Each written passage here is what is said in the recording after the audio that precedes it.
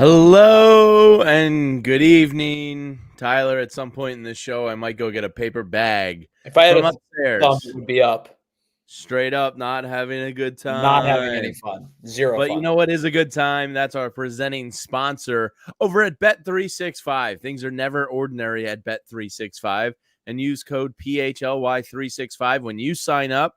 And you can get $150 in free bonus bets from our lovely friends. And Tyler, I don't know if you caught my tweet earlier, but it was roughly 6 o'clock. And I said, Royals are a lock tonight. Let Yeah, me check so out this line. With Taijuan Walker going into Kansas City, I pulled it up. The Royals only minus 140 on the money line. I tweeted it out. I tagged our friends at Bet365, and I said, take this. This is free real estate. And sure we enough, it hit.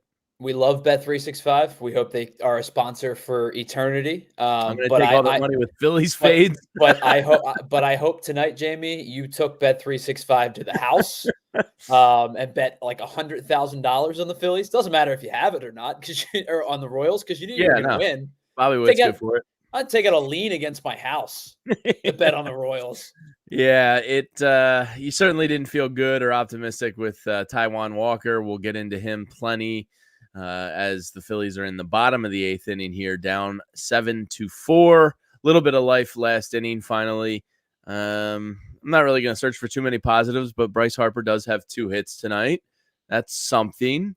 But overall, just a terrible start to a series in which Sunday you're going to be throwing the kitchen sink, most likely at Kansas City, to get everybody extra day's rest. Well, and that's the problem is like you went into a series with Taijuan Walker starting Friday, who has not pitched well over, the last couple of starts since returning from the IL.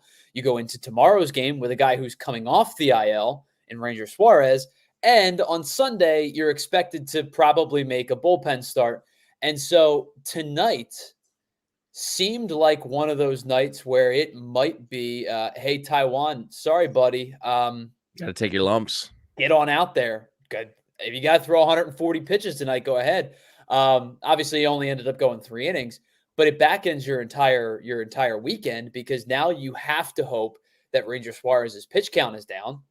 Because like we talked about last night, you're expecting him to probably throw 80, maybe 85 if he's pitching well, but I don't expect him to get deep into the 90s. And then Sunday's a crapshoot. We have absolutely no idea what's about to happen on Sunday.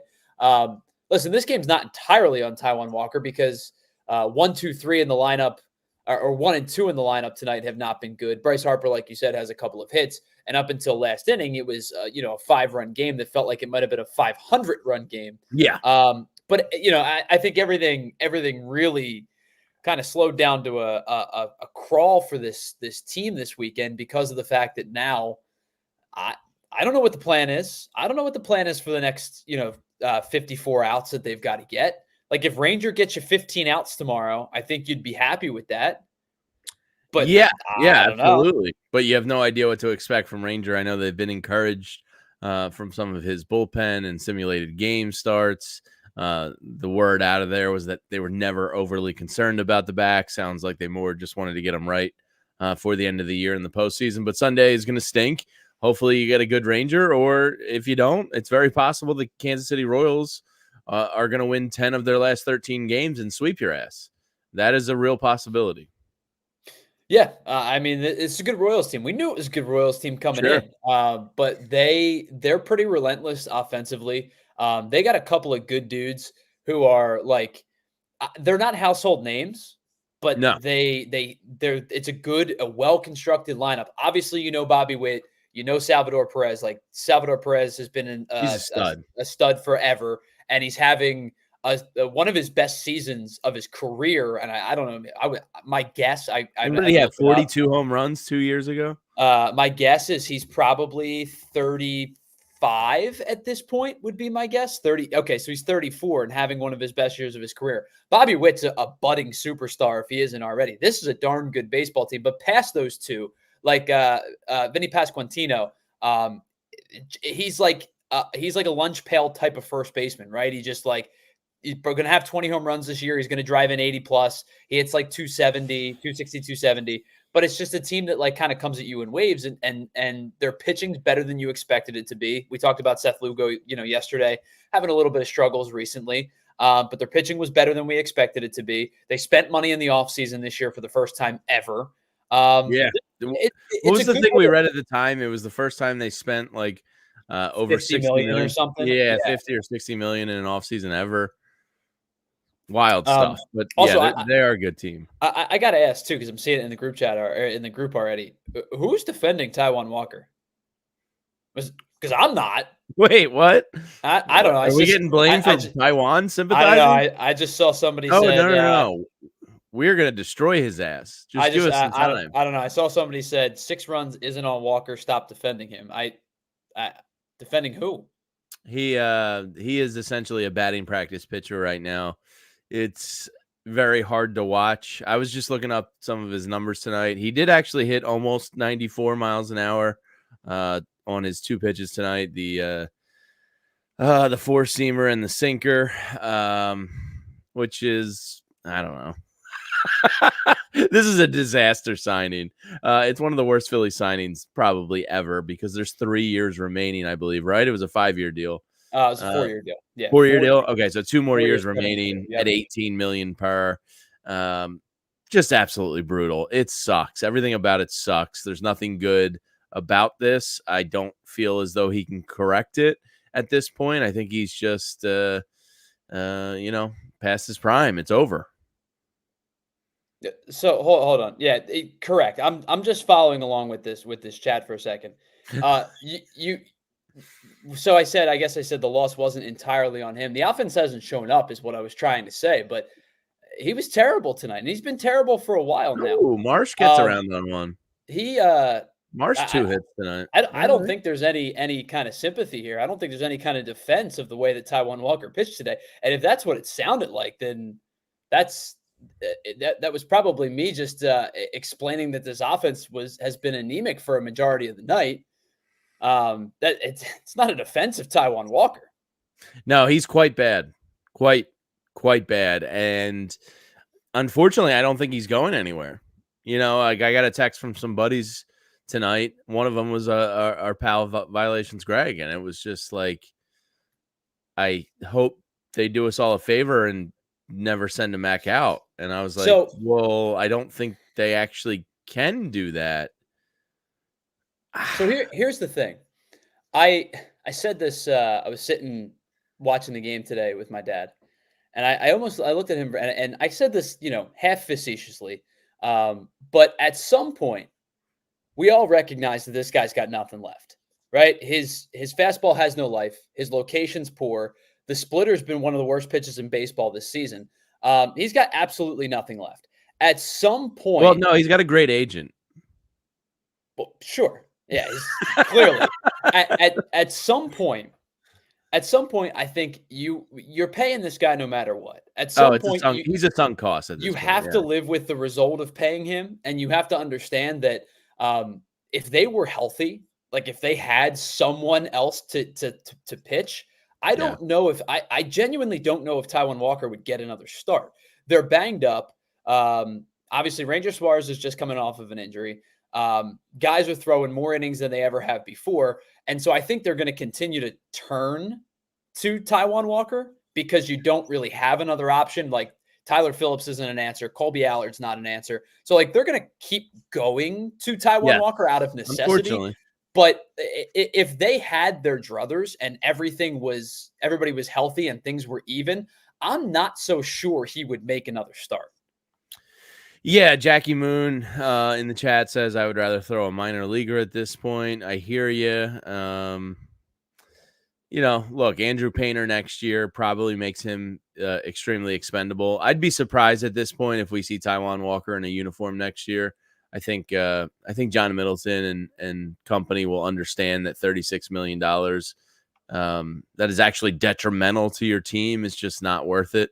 So, at the end of this year, I would imagine it's probably over, barring some incredible turnaround. But, strange things happen. Maybe they try to transition him a la James Bradbury to a new position or something and put him in, I don't know. But it's bad. It's really bad. But he's going to keep pitching for the Phillies. That's what it is. I mean, you have Colby Allard and Michael Mercado and Tyler Phillips. Like, I hear you. You want to give them a shot just because it's different. But, Tyler Phillips was getting kind of rocked there his last couple of starts. Michael Mercado was getting rocked after his first 2 appearances. Colby Allard has battled. They've all battled and stuff, but it's not like the results are going to be that much better. So you're just going to have to grin and bear it every 5th day with Taijuan. Probably it is only another month. He's not going to be on the playoff roster. That's a positive. You just need him to kind of eat some innings here for you over the next month. So assuming, oh my God, Trey, dude, what are you looking at? Assuming that he is going to make another start would be my guess. However, here's this is a barroom question that I need to wrap my brain around, just to try to get something out of this. Would you bring Seth Johnson up, or would you call Kyle Tyler up? I don't have much equity with Seth Johnson. Like, I don't have anything with anybody. Yeah, it's a good point. I just don't know. I know he's made 1 or maybe 2 starts down in the minors. Yeah, he made 2. 2. And he's in Reading. Yeah, it's bad because you already need that kind of 5th spot at least this week. And if you send Taijuan down, I'd probably feel a little more comfortable going with a Mercado or somebody. But and this is just me again. This is me I don't know. I guess why not? Right? Am I trying to bargain? Is that where I'm at? I'm bargaining with a minor leaguer, to make a spot start just to see. Because, and again, it's not Taijuan Walker, right? Like, you can't. I don't know. I'm assuming he's thrown enough innings or thrown enough years to refuse demotion. I believe he has. I would check. I'll check it up. Seth Johnson is 25 years old. I thought he was a little bit younger. He's a little bit older of a prospect. Yeah. I think Walker would be able to refuse an outright assignment. I think so. I also understand that they're not in a pretty a positive spot here where they could just make these moves willy-nilly. I'm in a spot of bargaining here of do you just understand a sunk cost and try something? I hate the try something because it just feels like giving up. But at this point, I don't know what the difference is. Well, when you're winning 30% of your games, you kind of get forced into this corner of thinking that way. And look, as AC Philla in the chat says, welcome back from last night. Thanks for hanging out with us again. He said 4 runs, 3 runs, 2 runs, 3 runs, 4 runs. I mean, yes, Taijuan Walker does suck, and we'll get into all of it. The offense is the biggest issue with this team, and I don't know if you just caught the final pitch that Trey struck out on. I mean, it was abysmal at bat.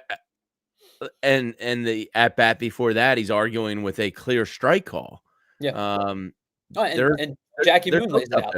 Jackie Moon lays it out. Bryce Harper had 2 hits tonight, but their top 4 in the last 4 games. I'm assuming that's accurate. 5 for 45. That sounds right.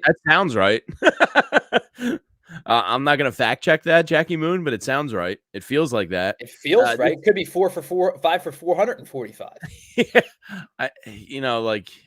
This is bad. We talked about it last night. It's just rare that you see great players like Bryce and Trey go into slumps for this period of time. These aren't 5 to 10 day slumps. This is now going on 2 months for Bryce Harper almost. I mean, yeah. Somebody put it in the chat. He's 201 since the All Star break. Batting average. I'll pull up some of his splits, but he has to be hurt. That's the only thing that's making sense. Trey is just, it's bizarre stuff. It is a wacky, weird, quasi horrible season right now. Yeah, so you're now to a point where we're playing this bargaining game of who can you call up from the minor leagues to replace a Taijuan Walker. You're also playing the game of what happened to our superstars. At this point, you probably have to sit someone for at least a game, right? Like I don't love the lineup shakeup idea when you go through a rut.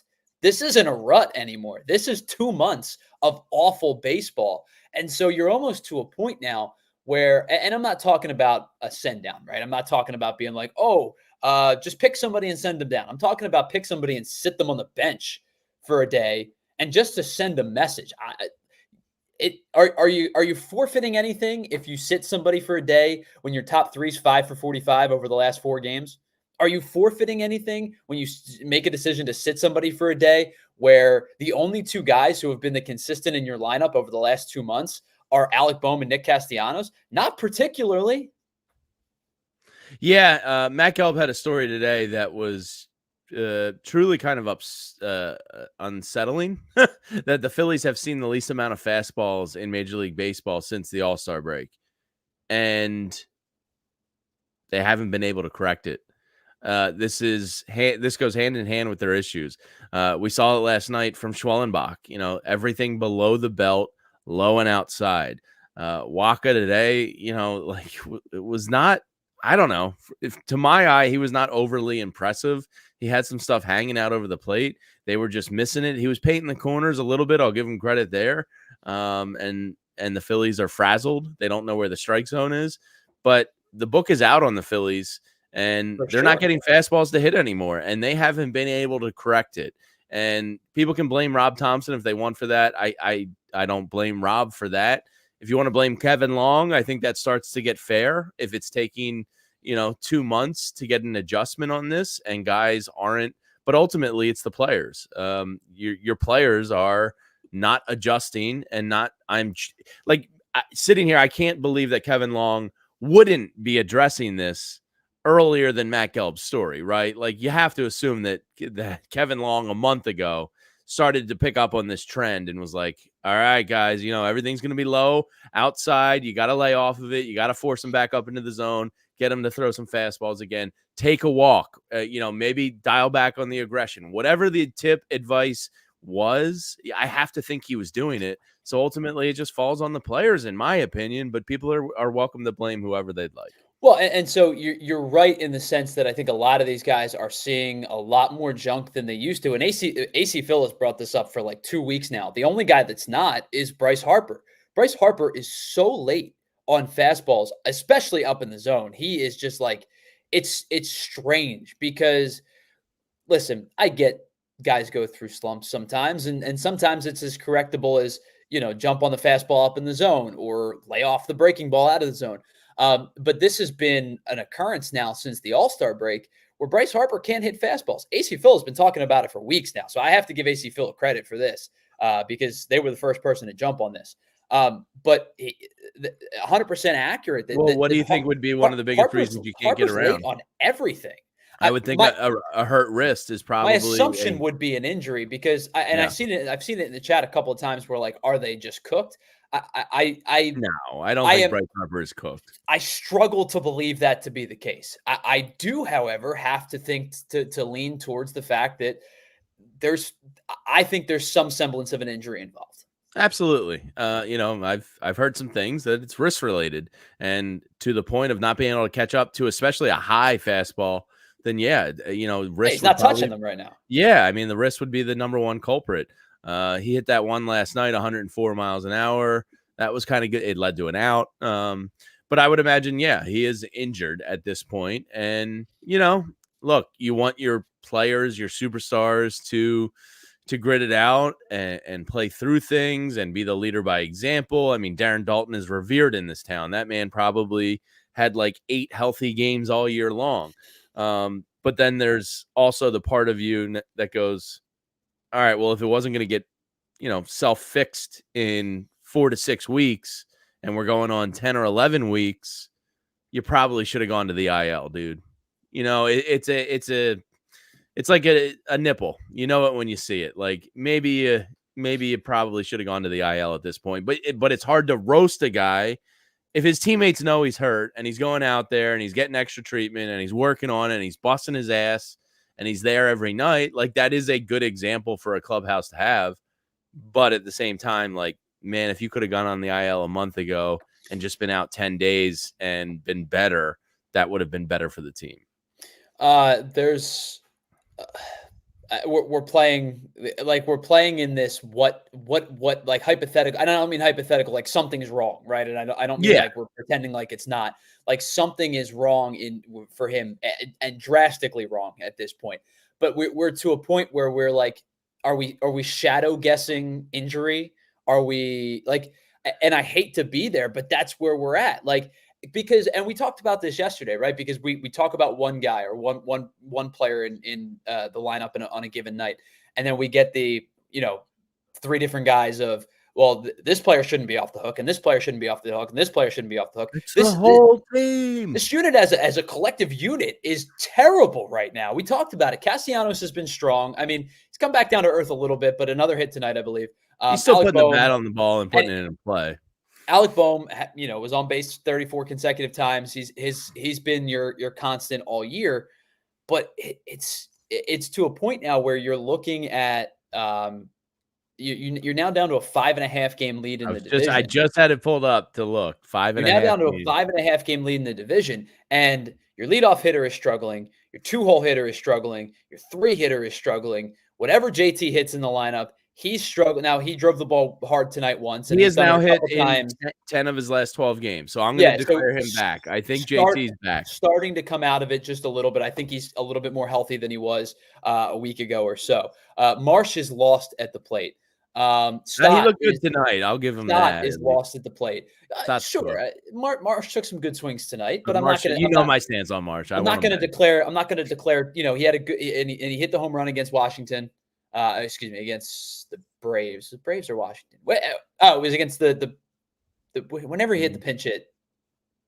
What? It doesn't matter. I think it was the Sunday in Washington. Doesn't matter. Put a good swing on the ball there. But I'm not gonna sit here and say, oh, and it's down to 5, by the way. I believe the Braves did win. They won on a walk-off throwing error, I believe. Fun.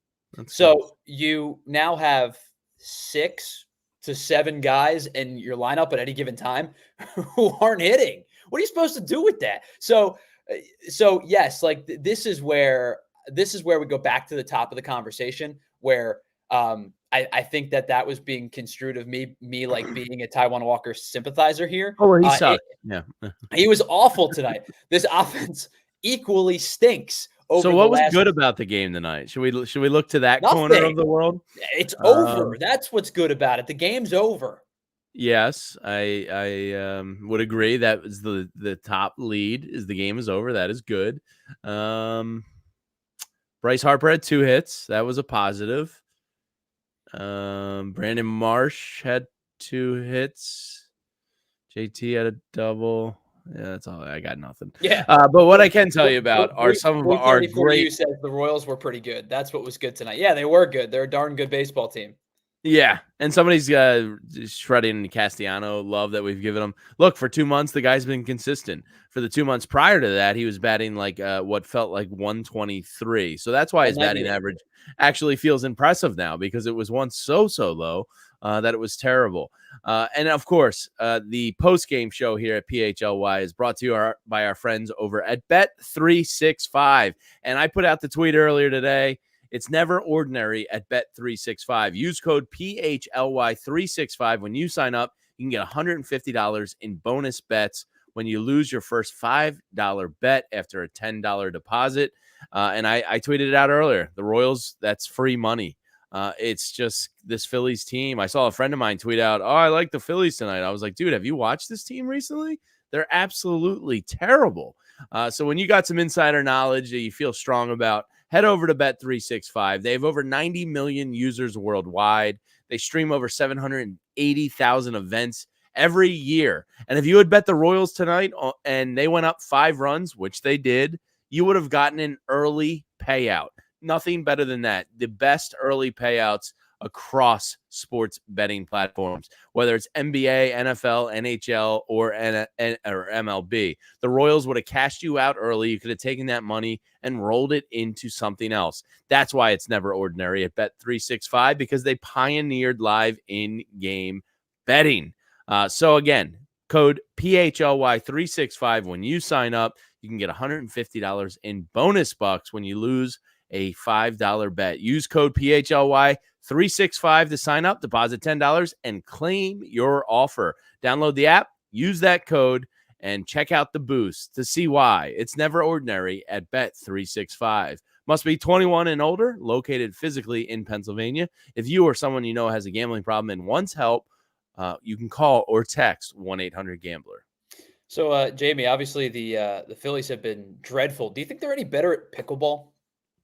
They can't be worse at pickleball than they are at baseball right now. That's just not possible. Whether the Phillies are good at pickleball or not is irrelevant. But if you enjoy pickleball, you can come hang out with our friends over at TrueMark Financial and the TrueMark Financial Care Foundation as they host a charity pickleball event to raise money for financial education amongst our local community. So if you are interested, and maybe you remember our PHLY golf outing, you might remember our friends over at TrueMark. Well, this event is going to help benefit their foundation charity.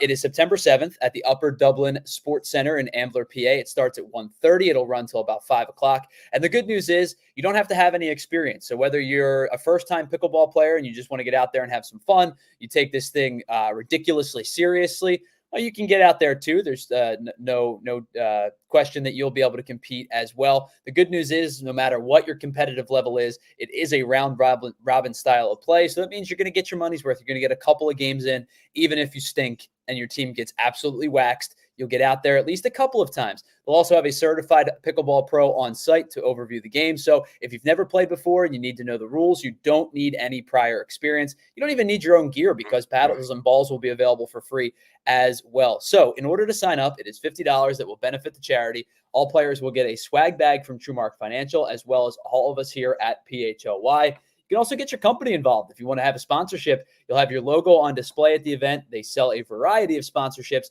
It starts at $200. It goes all the way to $1,000, and that gives you a bunch of different benefits if you want to get your company's name out there and get a sponsorship involved. And you can still come hang out. Even if you don't want to play pickleball, you can still come support the event because there's going to be food and beer trucks on site, and a percentage of all the proceeds will go to the charity as well. There's going to be music, cornhole, other lawn games. You'll be able to apply for 50-50s. There's going to be fun prizes and giveaways, and we're going to be hanging out. In fact, Jamie, you were just telling me before the show, you think that you're going to be there. So yes, if you want I will be there.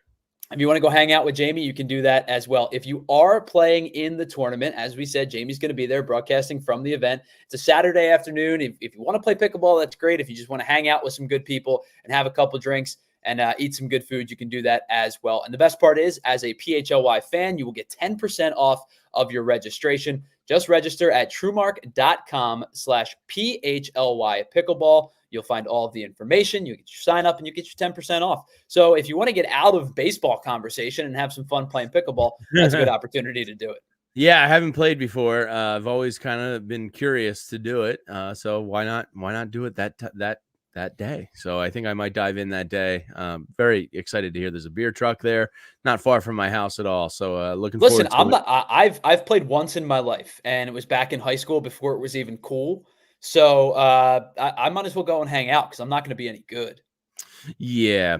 An update from the chat, according to Michael Davis, and now our TVs have to be on mute, so I can't hear anything of what's going on. But he said the Rob Thomson presser is a disgrace. Dude is a dead fish. Well, that's Rob. He's steady. He's never going to get high. He's never going to get low.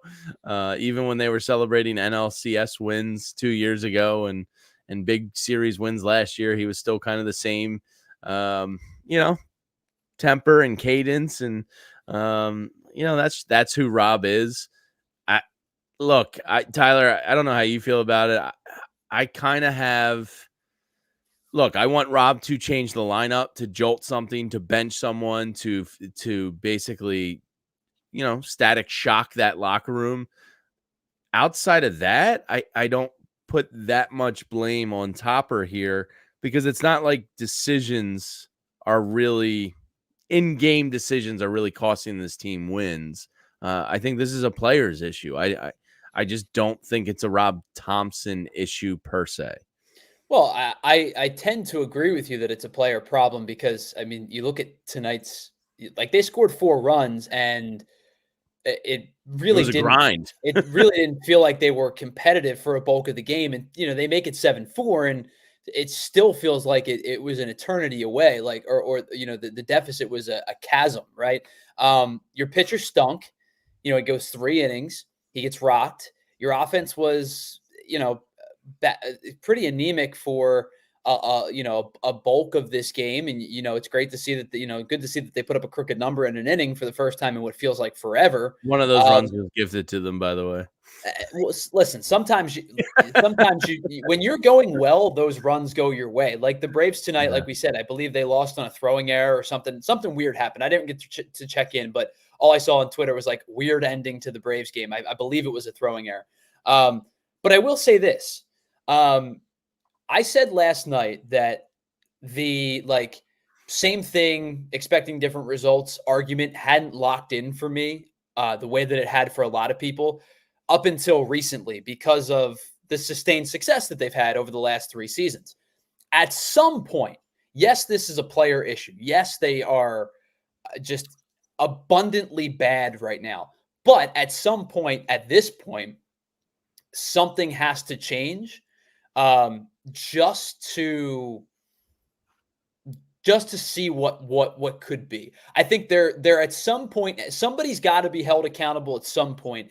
And I understand that this is a player's manager to the finite degree, and he's not swinging the bat, he's not pitching, he's not running the bases. But I think that there is an accountability level that has to be matched with a gut check, look inside of yourself. We're playing like crap level. So there's got to be a little bit of both. I would go 90-10, but at some point I just need, I need I need a lineup tweak that shows me you're trying something different. I mean, how long ago did I start harping on sitting Marsh and platooning Stott? That was 2-3 weeks ago. You were there for a while. Correct. So yeah, I'm out of patience for a change as well. And sometimes you do just have to try a change. I mean, hell, the Mariners just fired a manager after 9 years. And he found out through a social media post. So, look, in baseball, as we talked about last night, not every firing is justified. Sometimes firings are done to send a message to the highly paid players of hey, you just cost a guy a job. How does that feel? And you can sugarcoat it however you want. That's basically why a lot of these firings happening.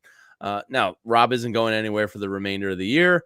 I fully believe that. But, as we talked about last night, if they do come up short, if they do go out in a wild card or first round type of exit, there's a very real chance that's going to happen. So there's too many expectations. There's too much money spent with this roster. And the difference, and I know a lot of people bring up Seattle and Scott Service, right? Scott Service got fired after 9 seasons. I forget if it was his 10th season and they had missed the playoffs in 9 of them, or it was his 9th season. 9th season and they had missed the playoffs in 8 of them. They also blew a 10-game lead. It's gone, right? The Astros are leading the division now. You're not to either of We're those. We're not that far off. You're not to either of those points yet, but you're now getting to a point where the lead's down to 5. Your 10-game lead is down to 5. They've cut it in half. If you look at coming up, you've got finish this series with the Royals. You've got 3 with the Astros. You've got more with the Braves.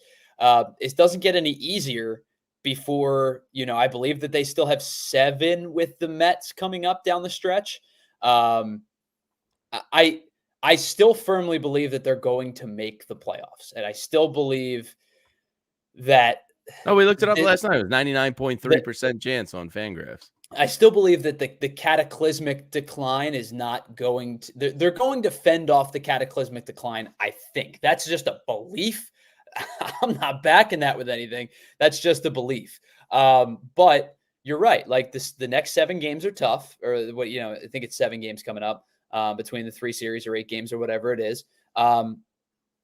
They need it. They need a kick in the pants somewhere. Yeah.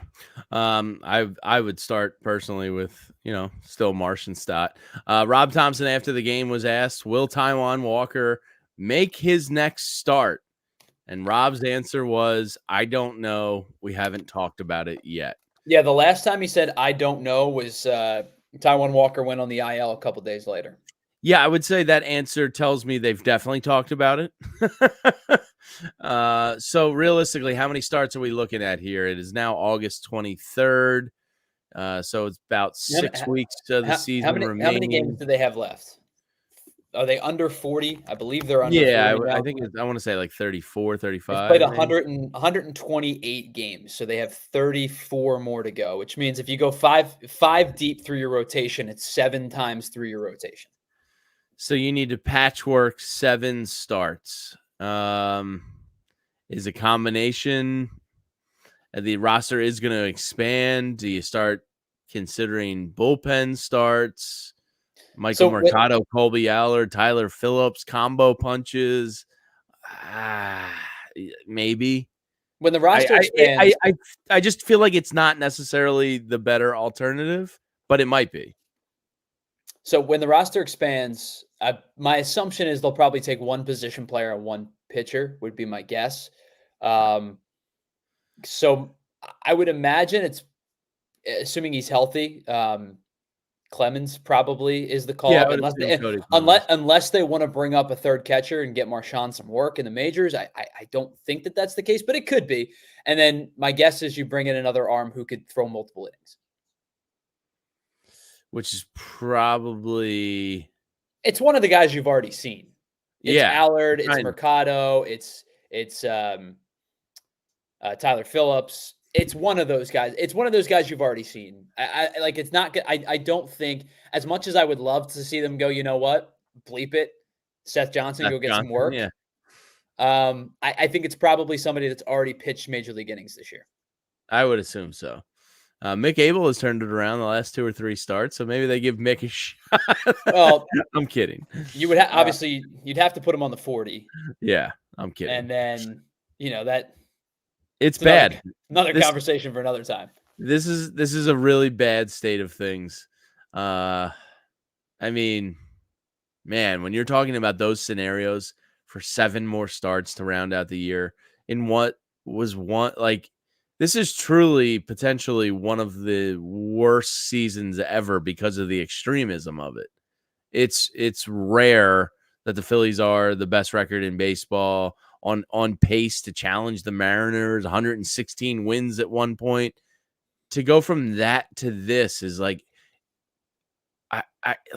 don't know what happened. Like the Monstars sucked their energy and their ability away. This is awful baseball. This is truly one of the strangest seasons I can ever recall. I don't know what's happened. Jamie, if I had an answer for you, I wouldn't be sitting doing this podcast with you. I'd be. Yeah, AC Phillies just said they might not win 90 games. Well, and I was talking again, another one of those things I was talking with my dad with today. Like they were on pace to win 106, I believe it was. And even if you didn't feel like they were going to win 106 because maybe there was an ebbs and flows to the season, my guess was still 96, 97, 98. They're getting to a point now where if they crack the 90 mark, I'll be thrilled. Jeez, that's so bad. So they're now what, 70? I believe they're 74 and 54 after tonight. To get to 90 in that 36 game stretch, they got to go 16 and 18. Oh. You think about 16 and 18, you go, I'd take that right now. That's feasible. If they go 16 and 18 and they finish 90 and 72, I still think that's going to be good enough to win the division. Because if you finish 16 and 18, the Braves would have to go 21 and 13 or 21 and 13 to tie, 22 and 14 or 22 and 12 to win the division. I'm not sure the Braves play 22 and 12 baseball the rest of the way, but this thing at this point, it's going to get dicey if they go anything less than 16 and 18. Well, the Braves did just get Michael Harris back recently. Austin Riley's hoping to become back healthy in 2 to 3 weeks. I believe the Braves still have. I think they're playing the Nationals now. I'm pretty sure they have the Nats again in like a week's time, maybe after the Phillies. I think it might be. Oh no, I'm sorry. They play the Rockies after the Phillies. Oh, and then, great. And then they've got the Reds for one. It's a makeup game. They do have the Blue Jays sprinkled in there. They have the Nationals Then they go play the Dodgers, but then they go back for the Reds. They've got the Marlins. They've got 3 against the Mets. They close out the year against the Royals. It's And not a hard should we go through the list. Braves schedule, do some W's and L's in the Braves schedule? Because I think they have an easy schedule. I would rather stick pins and needles in my eyeballs than do that. This is so shitty.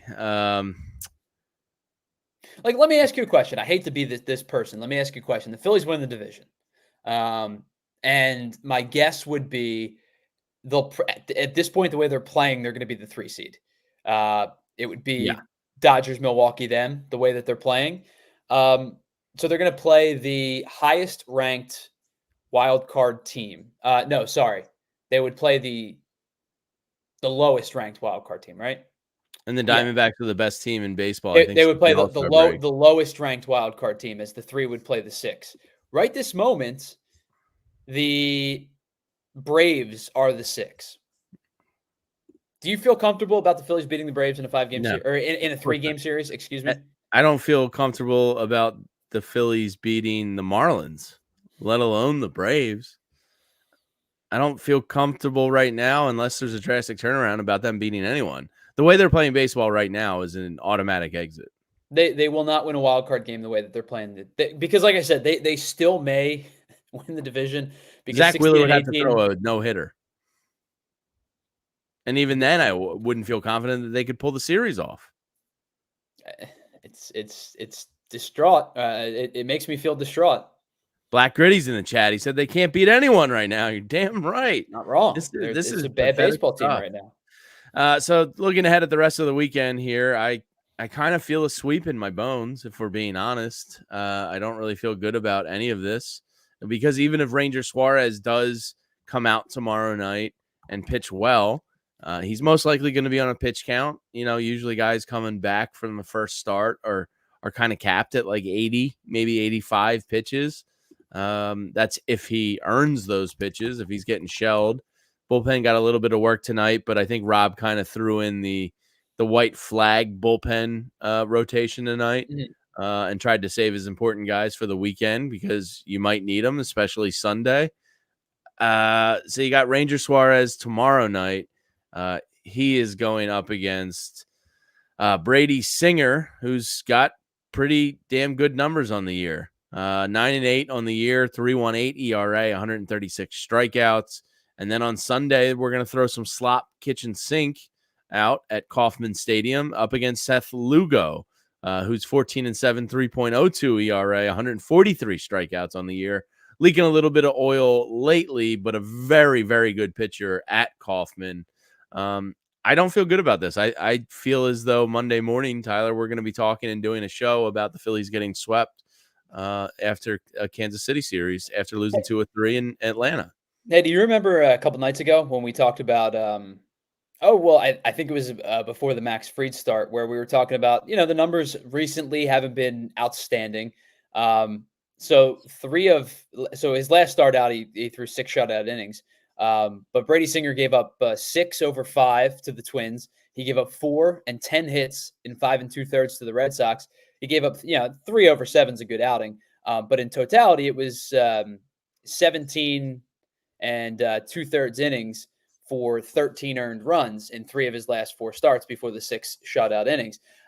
Any doubt in your mind that it's 6 shutout innings and it's not, 5 over 5 tomorrow for Brady Singer? Yeah, yeah, no, he's 100% going to do that. Yeah. I mean, who do you have confidence in offensively right now? Alec Bohm? Castellanos to a degree. I mean, he's kind of a singles hitter now. We're having fun. That's it. I mean, honestly, the top 3 look absolutely fried. Oh, they do. I mean, Kyle Schwarber and Trea Turner were arguing strikes tonight that were strikes. Clear-cut strikes. Like, they're not seeing the strike zone well. This is so bad. I honestly don't know who pulls him out of it. Since the All-Star break, Brady Singer has thrown 37 2/3 innings. He struck out 37 He's walked just 8, given up 36 hits, but so he's given up 44 base runners in 37 and 2/3 So he's innings. good for a hit and a strikeout in an inning. So he struck out 37 over 37, basically. He might strike out 10 tomorrow. I'm pulling up Bet365 right now, who is, of course, our presenting sponsor of this post-game show. I'm going to see if I can get an early number on Brady Singer tomorrow. Who, if you bet the over of what was the over Miller Lite tonight, Jamie? Oh, it was I think it fell in at 5. Well, I took the girls down to the pool earlier, and then I poured myself a bourbon right before this show. So right now, the Phillies are actually favored tomorrow night with our boy Ranger on the mound. They are minus 115. Royals and Brady Singer are minus 105. Let's take a look and see if I can get the numbers. Should be minus 1,000. Yeah, they might not have the player props out this early after the game, but they might because they're Bet365. They're very good. No, not yet. Just some alternative run lines and other such things. But that'll probably be out shortly. I would probably take the over right now because Tyler, let me look into my crystal ball here. I think the scouting report from Brady Singer. Wait. Oh, there you go. Where's your tinfoil hat? I left it down here. Skylar saw it today. And Dad, why don't you put tinfoil on your head? Because I'm going through something, all right? Yeah, I'm working on something. I'm going to say that Brady Singer will throw balls low and outside. So and try and paint black. John Peace, to answer your question, John Peace says, how can we swap Turner and Bobby Witt? Here's what I want you to do. I want you to turn on either your Xbox or your PlayStation. Go to franchise mode. Turn fair trades off. And there's your answer. Yeah. Good times. We're having fun here. Yeah, Bobby Witt is the fastest man alive. So by the way, did you catch that play with Trea Turner? This just, I think, kind of shows you like the mental farts they're having. It was I think it was his second at bat, or right? Was that the third or fourth inning? I don't know. They all blend together. They all blend together at this point. Witt grounded it. There was a man on second. Witt grounded it. The one that Trea Turner sat back on and decided. Dude, what was he thinking? Does he not know Bobby Witt is fast? Dude, he sat and kind of pounded his glove twice before throwing, and then he realized oh shit, Bobby Witt Jr. is really fast, and you could see him accelerate his throw. And I was like, dude, what are you doing? So I often don't have answers to anything in life. I got less than 0 answers right now. That's mentally just unprepared. What did you think the guy on second's going to run when you have the ball at short right in front of in the base path? What are you thinking there? I don't know what to tell you. I don't have any. He's one of the fastest players in the league.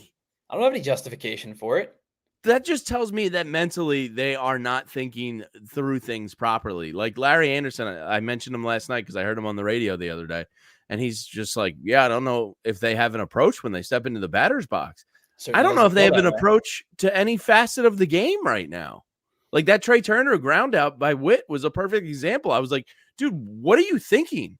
Like, I know it's elementary and like the basic rule of baseball, but like growing up playing, every coach I ever had hammered it in my head while the pitcher is getting ready to pitch. Think of the situation and think where you're going if the ball comes to you on any given play. So Jamie, you just train yourself to think, all right, I'm here at short. If it comes to me, I'm throwing to first. I got the guy on second. Blah, blah, blah. What is he doing? I don't know. I had a lot of time to think about those situations sitting on the bench, so I don't. I don't know what to tell you.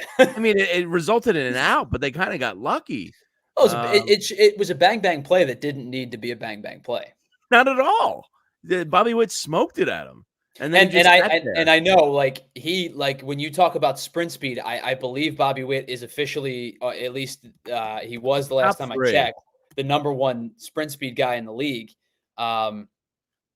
He's in the 100th percentile in sprint speed. It means he's the fastest player in the league in terms of freakishly fast. Home to first. He's an unbelievable athlete. He's one of the best players in baseball now. Actually, did you see tonight, Tyler? Pete Crow Armstrong for the Cubs. got home in 14 seconds. Yeah, PCA moves. PCA is a great athlete. He's just still 14 figuring out. seconds. He's just still figuring out how to hit. Defensively, the tools are there, and the speed is a threat. I think that he's not going to have enough. The Cubs fans aren't going to have enough patience with him to let him figure things out, because there are times when he's at the plate, he looks lost. Oh, so he's like a Philly. Sure, he'd probably fit right in.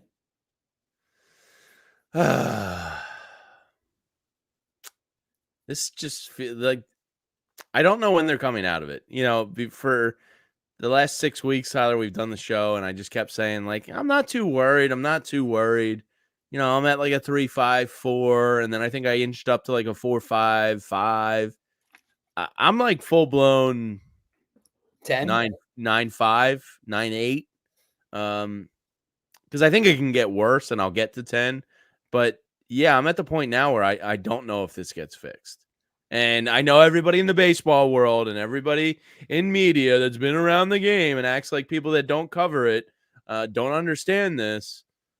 Still will say, well, it's a long season and they're just going through a funk and there's still time. There's a whole month. I get it, but this doesn't feel like it.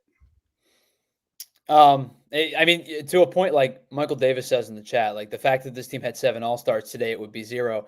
I think it still would be 1. I think Zach Wheeler's been good all year. Wheeler's a Cy Young candidate. He'll be Like, one, and but Bohm is deserving. But if you're talking about second half of the season, Bohm probably still would have done it. I think 2 is probably fair. 2 is fair. Second half Harper's been awful. Mhm. Second half Ranger has been hurt for most of the year. Second half Sanchez has been up and down. We know he's much better at home than on the road, but the road starts aren't inexcusable, right? We can't just sit here and say, well, he's pitching on the road, so it's going to be a bad start. That would be stupid of us. So I understand that he's pitched really well at home and he's pitched really poorly on the road. But I don't know the numbers would back up the numbers wouldn't back up an all-star player in the second half. Hoffman and Strahm have been up and down in the second half. Alvarado's cooked, and he was a Yeah. near all-star. Oh, so to me, like in terms of like who maintained all-star status through the entirety of the second half of the Bowman season, Wheeler. it's Bowman Wheeler. That's it. I just pulled up the splits on Bryce Harper. Would you like to go through some of them with me? Over the last 7 days, he is batting .053. His on base is 100. His slugging .53. His OPS is 153. That's 7 days. You want to go to 30 days? Over the last 30 days, I mean, it's hard to get worse than that over the last 7 days. I mean, a 153 OPS, like, geez, dude, what is going on? You have to be hurt. Otherwise, people are going to be bugging out. Last 30 days, he's hitting 198. His on base is 257. His slugging is 337. And his OPS is a 594. That is the biggest issue facing the Phillies right now. We did a video the other day about how he's hitting 217 over the last 30 days. It's gone down since that video came out. Yeah, and somehow, just the other day, he was still like 14th in baseball in OPS? Well, yeah, because of his monumentally good start to the season. And you have to figure he's going to drop out of the top 20 probably pretty soon because he is plummeting. Yeah. Well, Tyler, this was a lot of fun. No, it wasn't. I mean, I enjoy hanging out with you and our friends, but it wasn't fun. Yeah. Let me just read that again. Over the last 7 days, Bryce Harper's OPS is 153. Holy shit. OPS, not average, not OBP, his OPS. So even when he is hitting the ball and reaching base, he's not driving the ball anywhere. No. I know he hit a ball hard tonight. I think one came off the bat at like 107 or 108. But he's not driving the ball particularly. 109 off the bat was one of his singles. But he's not driving the ball at all. Yeah. It's not good. Apparently, our friend Ricky Vitalico had quite a reaction to Rob As he Thompson. should. To Rob Thompson's presser after the game. I think I don't know. Maybe somebody. What else did I tell you? This team needs a fight. You got to go fight somebody. Bring this team together with a good old fashioned brawl. Like a fist fight, or yeah. Oh, okay. Next time you play the Braves, they're coming into Philly on Monday.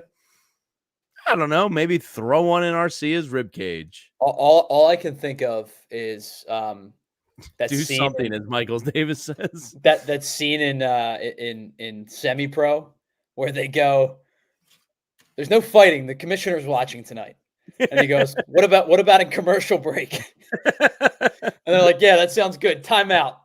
Somebody hit somebody." Yeah, no. I mean, a brawl might be the quickest fix. That, or just make Stott and Sosa platoon and sit Brandon Marsh. I don't know. Bryce Harper, if he doesn't pull out of it, the Phillies aren't going to pull out of it, and that's the bottom line. It all depends on Bryce Harper. I mean, that's been the case all year. Even when they were playing well, you go as your best player goes. This has been an extended period of dreck. Yeah, they're not having fun. I wonder how miserable that locker room is right now. I wonder if Garrett Stubbs is playing the playlist. There better not be. No, I want that. At this point, I want that scene from Moneyball where Jeremy Giambi's dancing on the table and Billy Bean comes in and starts breaking stuff. Nobody's going to break stuff. But he goes, "That is what losing sounds like." Yeah. If I was Bryce Harper and I was looking at myself in the mirror tomorrow morning in the Kansas City hotel room, and I went, man, this injury is really bad, I'd probably go to the IL for 10 days and try to get right for the playoffs at this point. Because, look, the Phillies right now would be better with Alec Bohm playing first and Edmundo Sosa playing third. And that's a real statement I just made. And unfortunately, a true one. So it is what it is. Bryce either has to pull out of this or get healthy or whatever the hell it is, or the Phillies are potentially going to 1964 it, and we'll see.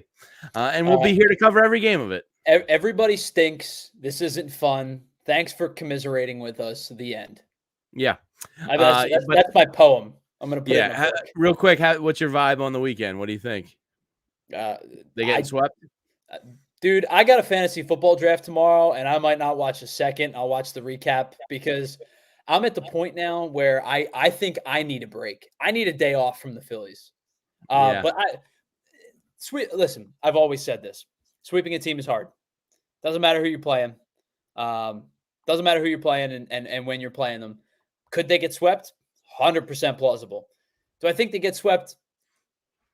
I genuinely tend to not predict sweeps. I can't rule it out of the possibility, though. Yeah. All right. Well, that's it for us tonight. We will see you back on Monday morning. To everybody in the chat, thank you to our presenting sponsor, Bet365. Thank you for allowing me to bet on the Royals tonight, which was a smart play, and to make some money on my team's misery. Well, Jamie, if you bet on the opposing team every game for the rest of the year, you think you're coming out on top? Yes. Yeah, that seems to be a play. Imagine riding against the Phillies 6 weeks ago. For 34 straight games to end the year. You'd be cashing. But to everybody in the chat, I hope you guys have a great weekend. If the Phillies bother you on Saturday, go walk around. Go see some friends and family on Sunday. Don't even sweat what's going to happen with Seth Lugo and TBD Phillies pitcher. But everybody have a great weekend. We'll be back on Monday morning. I will be back tomorrow, actually, with Fran Duffy, doing the Eagles pregame, halftime, and postgame. How about that? Our newest member of the PHLY family. Yeah, and Bo Wolf is going to be at Lincoln Financial Field checking in with us. So really looking forward to that. Everybody have a great weekend, and we will see you again on Monday. We all silly like the mayor.